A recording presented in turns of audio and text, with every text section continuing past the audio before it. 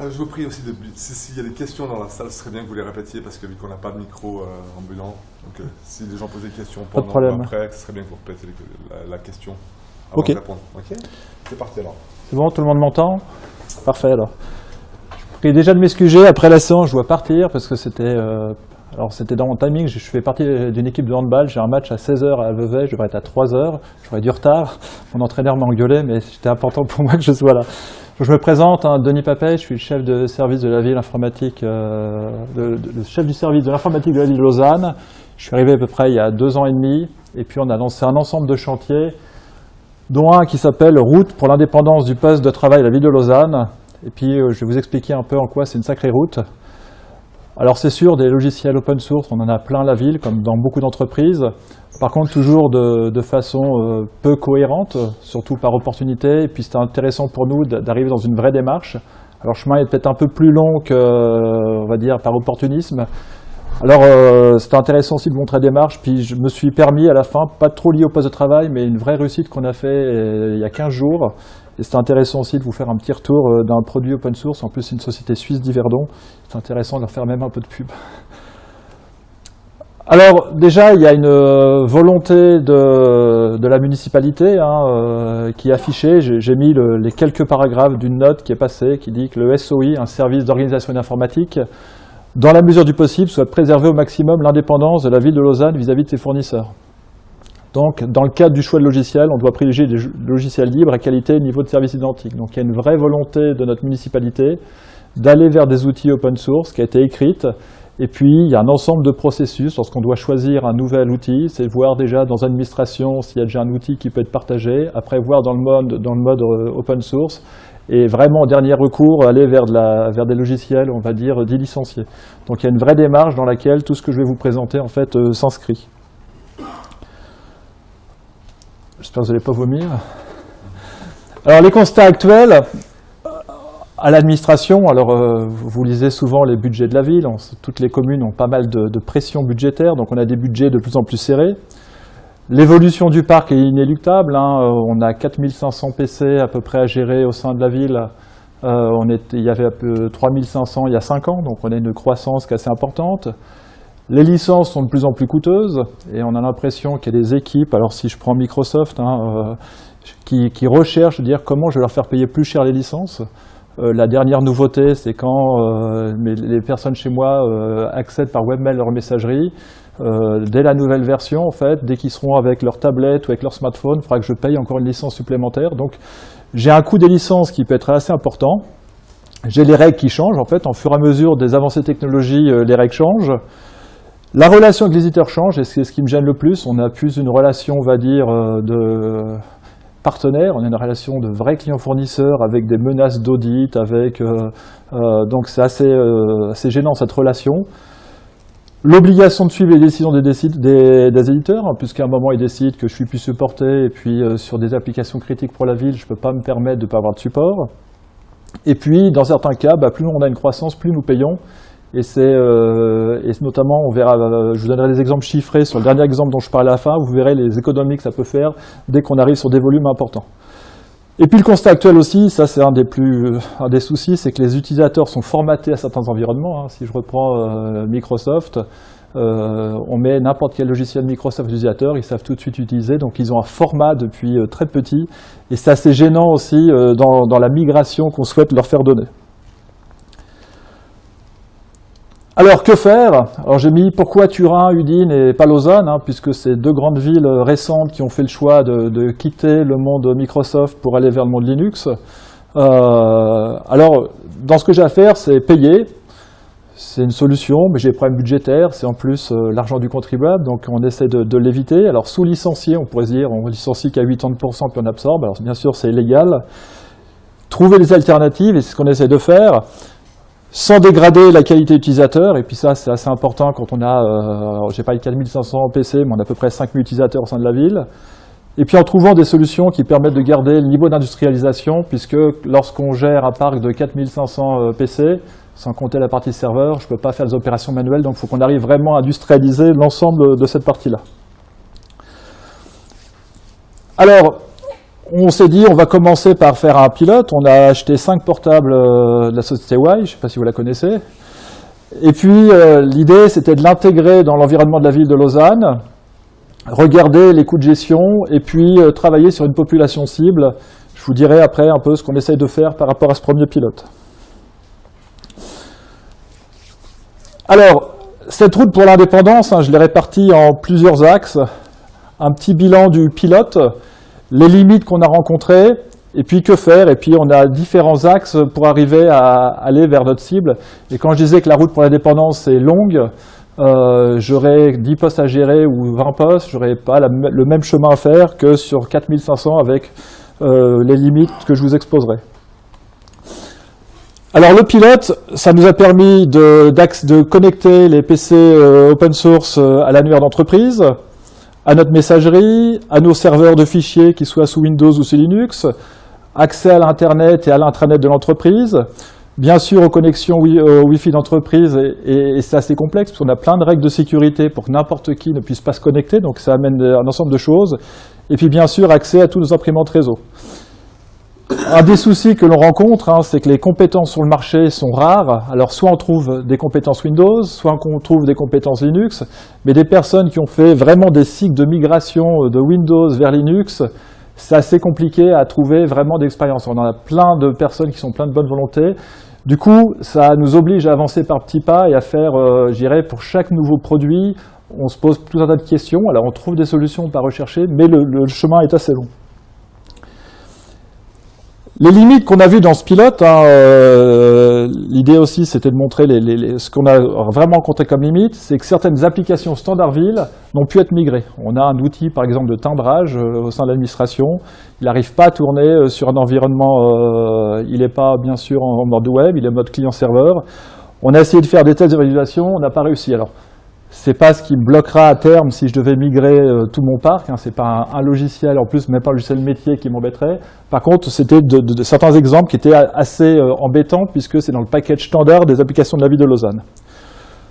Financièrement, la dépendance de certains éditeurs est trop forte et un post Linux n'amène pas encore, alors si je prends que les licences, de gains significatifs, alors le pourquoi, c'est qu'on ne s'affranchit pas d'un ensemble de cales. Alors, si vous ne savez pas ce que c'est des cales, c'est-à-dire si j'ai un poste et un outil de messagerie Microsoft, quel que soit le poste, du moment qu'il va se connecter à la messagerie, j'ai une licence à payer. Si mon application est sur un serveur SQL Server, j'ai une licence à payer. Si mon utilisateur se connecte à un site web SharePoint, j'ai une licence à payer. Donc, malgré le gain que j'ai financièrement sur le poste Linux, j'ai un ensemble de cales Microsoft à payer qui fait que le gain n'est pas immédiat. Et c'est pour ça qu'on verra la route que l'on fait pour travailler sur un ensemble de points. Et puis, une personnalisation certains outils comme Excel était jugée alors j'ai mis trop, c'est pas normal, importante au sein de l'administration. On a plein de services qui sont créés, des petites appliquettes avec de l'Access, de l'Excel, puis avec du code. Et puis, ça devient presque des applications métiers, alors qu'on a découvert au moment du pilote, et puis qui sont des vrais freins à la migration, parce que c'est des outils au quotidien qu'il faudra penser à migrer. Alors que faire? On s'est dit, aujourd'hui, une migration à la mode Big Bang vers un full OSS peut se réaliser que progressivement. Alors, sauf des moyens adéquats. On a vu que des villes comme Munich, mais comme aussi celles que je citais auparavant, sont prêts à faire un gros investissement parce qu'on sait que sur 10-15 ans, on va avoir vraiment un retour sur investissement. Si on regarde simplement sur 3-4 ans, c'est un peu plus dur parce que, ça aurait été une migration, si je prends une migration de logiciel de SAP Finance, si je dois migrer, que ce soit un outil open source ou pas open source, la migration coûte très cher et on ne fait pas une migration pour 3-4 ans. Donc sur un modèle à 3-4 ans, c'est assez difficile de convaincre, mais c'est toute migration qui est chère. Alors, des prérequis sont pour nous nécessaires. C'est une formation de nos équipes, bien sûr, à l'informatique. C'est la gestion des applications, je reviendrai après. Les échanges de fichiers à l'interne de l'administration, mais aussi à l'externe avec l'ensemble de nos partenaires. On fait un ensemble de travaux avec la Confédération, avec le canton, avec les communes. Et puis on s'est dit, comment on peut regarder brique par brique ce qui peut être mis en œuvre pour que ça ait un sens pour notre cible quand même, qui est de dire comment on peut s'affranchir de ce monde Windows où on est pieds et mains liés. Alors on a commencé à prendre brique par brique, puis on s'est dit, alors j'ai à peu près 40 millions de documents Office sur notre NAS, donc c'est pas une mince affaire, donc on s'est dit, mais quels sont les utilisateurs, si je leur enlevais Office, qu'est-ce qui se passerait? Alors on a commencé à faire des analyses, puis on a dit, il y a un ensemble de personnes, ils ont la suite Office installée, mais n'utilisent pas du tout Office, soit qu'en lecture. Donc il y a plein de façons pour s'en affranchir. Il y a des viewers Office qui sont gratuits, qui vont même sur d'autres systèmes que le système Windows. On s'est dit aussi qu'il faut qu'on arrive à déterminer les règles d'échange de fichiers. C'est pas normal que sur l'intranet de la ville, que des documents soient publiés en Word. Ils pourraient être largement en PDF puisqu'ils ne sont pas possibles d'être faits en écriture. Donc on est en train d'identifier l'ensemble des applications et puis on regarde aussi les utilisateurs, comment ils utilisent. Si quelqu'un utilise un Word que pour faire du courrier, on pourrait vraiment s'en passer et on pourrait aller vers du LibreOffice parce que c'est assez simple, il n'y a pas de perte de fonctionnalité. Où on a plus de soucis, c'est ces personnes qui ont fait leurs petites appliquettes, mais si on commence à arriver à les isoler, ça devient vraiment plus simple pour nous. Et puis identifier les postes éligibles, je disais 4500 postes, 5000 utilisateurs. Moi, si j'arrive dans une première phase à migrer 500 utilisateurs, ça vaut vraiment le coup d'investir sur mes RH parce que j'arrive à pas faire du spécifique et j'arrive vraiment à avoir 2 équipes et à faire de l'industrialisation. Alors, revoir toute cette dépendance au CAL Windows, je disais, ces licences de droit d'accès où on n'achète rien de physique, mais juste le droit d'accès utilisateur. Et pareil, par défaut, on avait acheté ce qu'on appelle la CAL entreprise qui accède à tout, et on veut commencer à se désengager pour limiter cette vraiment dépendance. L'Active Directory, c'est une sorte d'annuaire d'entreprise qui permet d'identifier l'utilisateur avec son mot de passe et avec à quoi il a le droit de se connecter. Et puis, il y a des vraies solutions aujourd'hui open source qui nous permettent de se désengager de cette Active Directory. Donc, on est en plein pilote sur ces parties-là. L'idée aussi, c'est qu'en désengageant, j'enlève ma dépendance à Microsoft, je fais un pas de plus vers Linux, et puis je gagne financièrement puisque ma CAL n'est plus nécessaire. Changer de messagerie, c'est aussi la prochaine grande étape qui sera transparente utilisateur, puisqu'aujourd'hui on a une messagerie Exchange qui est interfacée par Outlook. Si demain j'ai une messagerie open source interfacée par Outlook, je n'ai pas encore jeu d'utilisateur et je suis vraiment dans cette migration, on va dire, qu'on a estimée par petits pas. Idem, en termes de licence, je gagne. Ce qu'on a fait comme choix l'été dernier, c'est qu'on a supprimé tous les contrats de maintenance avec Microsoft pour se dire, si on doit renégocier quelque chose dans 4 ou 5 ans, le périmètre aura, on espère, fortement diminué. Après, sur l'infrastructure, ça devient aussi compliqué. On a un ensemble de bases de données. Et puis on est en train de migrer, de définir les applications qui sont migrables pour abandonner, alors que ça soit SQL Server, Oracle, au profit essentiellement de MySQL qui est devenu un standard par défaut de notre administration. Quand je dis par défaut, dans certaines applications, on a des échanges avec, c'est des applications partagées avec le canton, avec la confédération. Là, ça sera presque le choix global. Par contre, nous, on impose maintenant que toute nouvelle application soit par défaut sur ces standards MySQL. Sur la partie serveur, on a commencé la migration de Linux. On a maintenant, depuis 2 ans et demi, on est passé de 10% de PC, de serveurs Linux à entre 55 et 60%. Et puis, on est en train d'identifier tous les serveurs Linux que l'on peut basculer.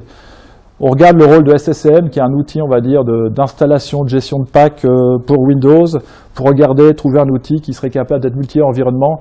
L'idée aussi, c'est d'éviter au maximum d'avoir 2 outils pour gérer notre parc, si on arrive à trouver un outil unique. En termes d'applications, la partie importante, on a à peu près à la ville 400 applications importantes métiers, et puis si je compte l'ensemble des applications, c'est à peu près le millier. Alors c'est normal, il y a 40 services à la ville de Lausanne, et puis les métiers sont complètement différents. J'ai travaillé dans une banque il y a quelques années, il y avait 15 applications phares, mais là, quand je travaille pour le service social, c'est pas du tout la même chose que les pompiers, qui est pas du tout la même chose que la police, donc chacun a vraiment leurs applications, ce qui fait qu'on a vraiment 400 applications assez stratégiques. On a travaillé sur un plan qu'on appelait l'obsolescence des applications et le renouvellement, et puis l'idée, c'est de porter bien sûr le maximum de nos applications en mode web, surtout pour se rendre indépendant des postes et bien sûr de l'OS. Donc il y a un vrai plan que l'on est en train d'établir avec, pour une partie, des demandes de budget pour enlever toutes ces applications client-serveur pour avoir, je disais, d'être le plus indépendant possible du poste de travail.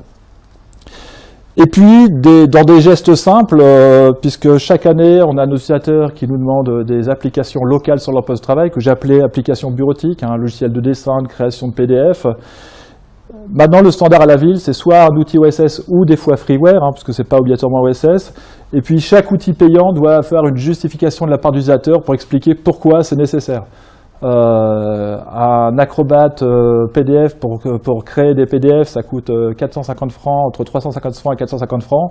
Alors si c'est pour juste générer un PDF, il n'y a aucun sens. Et quand vous multipliez par 4500 postes, vous voyez le montant que ça peut faire. Donc on est vraiment dans cette mutation vers les logiciels libres et gratuits sur toute la partie bureautique. Enfin, un vrai travail de ménage, surtout, et ça c'est le défaut qu'on a quand on a beaucoup d'utilisateurs, c'est ce que j'ai appelé le cleaning sur les comptes inactifs, sur les postes inactifs, sur les licences inactives, les personnes qui ont quitté l'administration depuis des mois, des années, dont leur compte messagerie existe toujours, et puis c'est dans les termes de licence, c'est l'utilisateur qui compte et pas s'il est actif ou pas. Donc il y a un vrai ménage aussi. Ça c'est pas tant un effet sur notre route vers l'indépendance du poste Windows, mais c'est plutôt un coût plutôt un travail sur les coûts. Dernier point que je voulais citer, c'était cette réussite sur notre logiciel. On avait un logiciel de backup qui s'appelait NetBackup, et le prix en fait des logiciels de backup, mais la plupart du marché sont facturés au giga.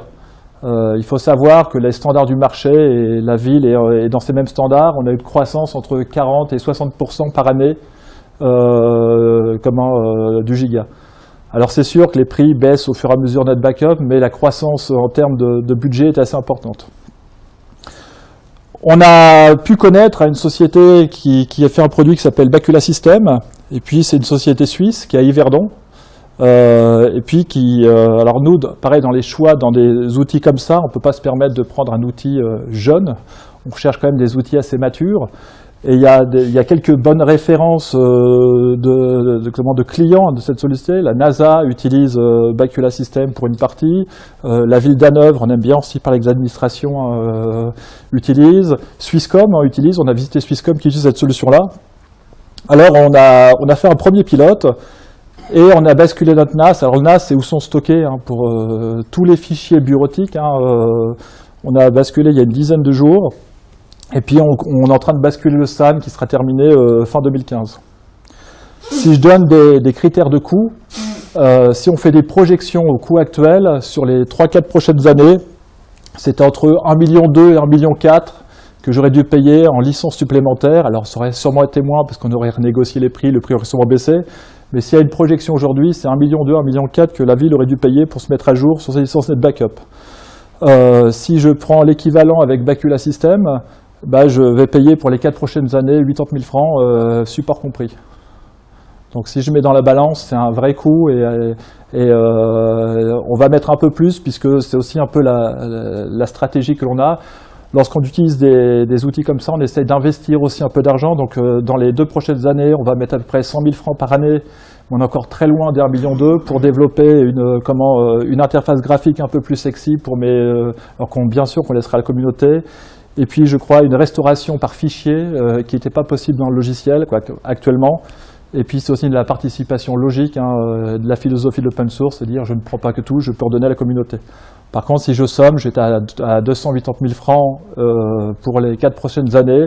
Et même si ma croissance était de 60, 80, 120%, vu que ce n'est pas un prix par giga, c'est un prix pour mon infrastructure, et mon prix ne bouge pas. Donc c'est aussi un des intérêts, et puis c'était assez intéressant de faire cette success story, surtout d'une société d'Yverdon. Voilà. Je suis prêt si vous avez certaines questions. Alors j'avais ma personne technique qui devait m'épauler au cas où. Donc tant qu'elles ne sont pas trop techniques, certaines j'arriverai à répondre quand même.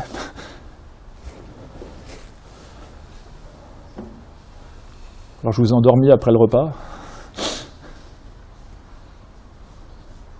Oui. Le plus difficile à gérer, j'ai l'impression, dans de telles transformations, c'est l'utilisateur final. Vous mettiez sur une diapositive, les utilisateurs sont formatés à certains environnements, et c'est souvent le principal frein à toute évolution de la vie. Comment est-ce que vous arrivez à gérer ça? Alors, le frein chez l'utilisateur, c'est toute évolution. Donc, et pas que vers du libre. Donc, alors, on est en train d'identifier déjà certains services qui sont plus sensibles, on va dire, et on le voit bien dans tous les achats. Je suis en plein combat aujourd'hui pour enlever le maximum d'imprimantes locales pour favoriser des imprimantes multifonctions. Et les rapports de coûts, hein, c'est de la page, c'est de 1 à 2 minimum. Et là, je viole les utilisateurs à leur enlever ces imprimantes locales. Même si on leur montre, alors les excuses, oui, mais la sécurité, on a plein de solutions, vous avez un badge, vous passez devant votre imprimante, on garantit la mobilité. Donc c'est tout changement. Alors la première chose, nous on essaye de trouver, c'est tout le travail que l'on fait, c'est quelle est la population qui a envie d'y aller sans qu'on les force. Et après, on base une success story sur ces parties-là. Et c'est toujours, moi j'aime toujours cette politique des petits pas en disant, bah, les gens ils sont déjà acquis, il y aura des fautes de jeunesse. Dès qu'il y a une grosse migration au sein de l'informatique, de la ville de Lausanne, c'est toujours mon service qui commençons. Comme ça, on paye les pots cassés pour tout le monde. Mais nous, on croit à ce changement-là. Et c'est la même façon dans cette migration. On a identifié un ensemble de personnes. Je suis plutôt en train d'essayer de trouver un service qui serait d'accord de faire le changement avec nous. Puis une fois qu'on en a fait un, donc nous déjà on est un peu meilleur. Et puis ça devient des vrais relais de bonnes paroles. Et c'est sur plein de choses. On a mis des démarches de schéma directeur avec les services. On a commencé avec 2 et maintenant j'ai plus de temps. Je suis obligé de refuser après de mes collègues en disant attendez, faut décaler. Donc dès que ça marche, les gens sont beaucoup plus intéressés. Donc c'est difficile hein, d'y aller au forceps. Donc c'est pour ça que je dis la route est longue. Surtout si on ne se dit pas, il n'y a pas un vrai choix de dire, on met un vrai moyen de migration. Hein. Si je reprends l'exemple de SAP, si la ville, on a SAP pour la partie financière au service industriel, si je devais me désengager de SAP, il faudrait mettre des vrais moyens en plus du projet de réalisation. Donc, quelle que soit une migration, elle coûte cher. Et aujourd'hui, la ville est plutôt en train de travailler sur la restriction de budget. Donc, quand je fais des frappes ponctuelles comme l'outil de backup, c'est assez intéressant. Par contre, sur le reste, on est obligé d'identifier un ensemble d'étapes pour y aller. Ah oui, c'est une. Vous n'en avez pas parlé dans votre présentation, mais il y a une des dimensions qui plaide en faveur des logiciels libres, c'est la problématique particulièrement aiguë dans les collectivités publiques de l'archivage, et de l'archivage à long terme. Ces données appartiennent quelque part, enfin doivent conserver un accès public. Évidemment que si elles sont dans des formats propriétaires qui exigent qu'on ait le logiciel de l'époque qui tourne sur la machine de l'époque, ça peut poser des jolies problématiques. Est-ce que c'est quelque chose une problématique à laquelle vous êtes confronté? Est-ce que vous partagez mon point de vue que le respect des standards ouverts et de l'utilisation prioritaire des logiciels libres est une réponse? Alors c'est une sacrée problématique ce que vient d'évoquer M. Martaler. Hein, nous, on a une demande de la municipalité avec mon collègue du service des bibliothèques et archives d'arriver à définir une politique d'archivage, hein, puisqu'il y a une volonté des fois, on va dire, métier, culturel, mais il y a aussi une volonté légale, puisqu'il y a certains documents que l'on doit garder un certain nombre d'années, et après aussi qu'on doit obligatoirement détruire. Donc ça passe par des solutions, et puis le vrai souci, c'est de se dire, dans 5 ans, comment je suis capable de le lire, alors que personne sait réellement ce qui va se passer dans 5 ans. Si je prends l'iPad, et si vous regardez toutes les projections qu'a fait le Gartner Forrester, il n'y a personne qui savait que ça prendrait cette idée. Quand Steve Jobs l'a présenté, il a montré l'iPad, il a dit « je sais à quoi servir à 10-15%, le reste c'est les utilisateurs qui le feront ». Et aujourd'hui, il y en a un nombre croissant des entreprises. On voit même que dans les ventes de tablettes, ça a augmenté, on est à 60% de ventes par rapport au PC. Hein. Les éditeurs comme Dell et HP ont vraiment du mal à régater. Donc cette notion de dire quels sont les standards qu'on doit finir pour revoir un document, mais pas qu'un document. Donc un document, on va y arriver de façon assez facile. Il y a des vrais standards ouverts qui existent. Ce qui m'inquiète aujourd'hui, moi, c'est de dire, et puis ça veut dire dans les applications qu'on va construire plus tard, c'est comment je peux faire, quand je crée une application, comment je peux la mettre à disposition, comment je peux extraire les données pour dans 5 ans, dans 10 ans, les relire, sans trouver. Alors je vous donne un exemple qui m'est arrivé il y a quelques années. Il y avait un conflit sur une application. Il y avait un conflit sur l'application et puis la justice nous avait demandé de sauvegarder l'environnement tel qu'il était, puisque et puis des fois la justice prend un peu de temps. Donc les années passent, et puis il a fallu remettre l'environnement adéquat. Donc on avait fait juste à l'époque un simple backup complet de l'environnement. C'était du Solaris de chez Sun. Et puis les nouvelles machines, on était incapable d'installer, c'était pas compatible avec l'ancienne version. Donc on a réussi, merci eBay, on a acheté une vieille machine qu'on a trouvée en Suède pour pouvoir réinstaller la vieille version. Et encore, on était dans un domaine de migration de 3 ou 4 ans, ce qui n'était pas non plus énorme, mais aucun fournisseur n'avait ça sur la Suisse, j'en ai trouvé une sur eBay. Donc il y a une vraie problématique à se dire comment on va être capable de trouver ces données, sachant que nous, les administrations, on a une obligation légale, c'est pour pouvoir mettre à disposition un ensemble de points. Et les standards ouverts sont la seule, je ne vois pas encore aujourd'hui d'autres solutions, c'est la seule solution. Pour la suite de Microsoft Office, est-ce que vous utilisez toujours la dernière version ou vous bloquez à un certain moment pour que OpenOffice puisse rattraper quand même, parce que le piège de tous ces mises à jour, c'est quand même pour éloigner ou bien garder jalousement les utilisateurs. Alors, nous, c'est pas qu'on veut être comme les administrations poussiéreux, mais on freine le maximum les migrations, parce que quand vous avez, comme je disais, quand on a un parc de 5000 PC, de 4500 PC, et un nombre d'applications, chaque montée de version d'Office, quelle que soit la montée de version, nécessite des tests faramineux. Il y a eu des blocages qui sont faits sur certaines sauts de version parce que des outils notre outil de RH et PeopleSoft ne fonctionnait pas avec tel navigateur. Donc il y a la partie Office est super. Donc nous aujourd'hui on fonctionne avec 2 versions sur le poste de travail sur la partie on a LibreOffice et on a Office. LibreOffice et pareil, on a Firefox et Internet Explorer. Donc les outils OS, on les change une fois par trimestre. Et puis la partie Microsoft, c'est plutôt une fois tous les 3-4 ans, excepté patch sécurité. L'idée, c'est qu'on a des nouvelles applications. Le problème, quand on a des applications, certaines qui ont 10 ans et d'autres qui ont 6 mois, on est obligé de faire un grand écart assez important. Et puis il y en a certaines qui vont mourir dans les prochaines années, donc ça ne sert à rien de les réécrire, c'est trop coûteux. Donc on essaie de garantir un environnement Windows stable. Par contre, pour les nouvelles applications, on met plutôt Firefox à jour.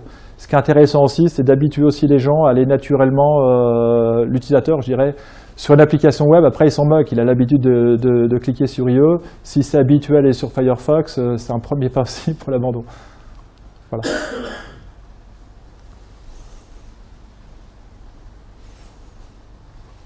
S'il n'y a pas d'autres questions, je vous remercie en tout cas.